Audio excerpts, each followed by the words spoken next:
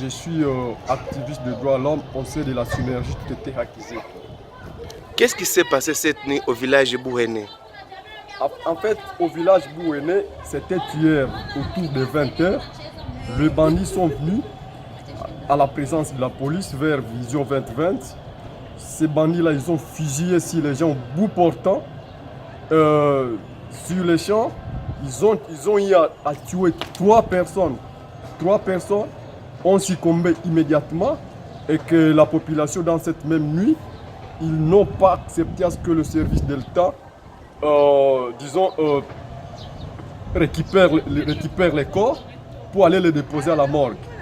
Et voilà, ce matin, toute la population des villages Bouhéné et ceux de Majengo, comme ils sont toujours victimes de bandits en armes chaque jour, alors la population ont manifesté, eux-mêmes ont décidé de transporter leurs corps en sein de la morgue de l'hôpital général du Nord-Kivu.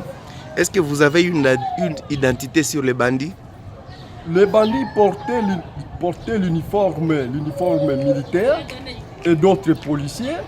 Et à leur possession, ils avaient des armes de guerre. Parce que hier à 20h, en tout cas, c'était comme une guerre. C'est comme si ces bandits-là ont venu, ne serait-ce que, disons, on a cru qu'ils étaient venus pour combattre les FARDC. Alors qu'ils ont crépité beaucoup de balles à la présence des FARDC, à la présence des ANR, à la présence de la police. Parce qu'à Bouhéné, depuis les événements de déguerpissement, la police, les forces de sécurité avaient érigé là un QG de la police et des FARDC. Mais de surcroît, hier soir, les bandits sont venus, ils ont tué les gens. Ils ont tué les gens. À part les tueries, est-ce qu'il n'y a pas d'enlèvement? Il y a un cas qu'on n'a pas encore vérifié. Sauf qu'il y a 3 personnes qui ont été blessées. Il y a personnes qui ont été blessées. Et ce qui a souligné, c'est que les bandits sont venus ne serait-ce que pour tuer et non pas pour piller. Parce que s'ils étaient venus pour piller, ils allaient emporter seulement les biens et partir. Mais de surcroît, ils sont venus, ils ont tué et ils sont partis. Aux autorités locales, qu'est-ce que vous demandez? Nous demandons sous peine de haute trahison de leur mission, parce qu'ils ont prêté de défendre toute la population. Nous les suggérons de renforcer l'équipe de sécurité et de traduire et de déférer.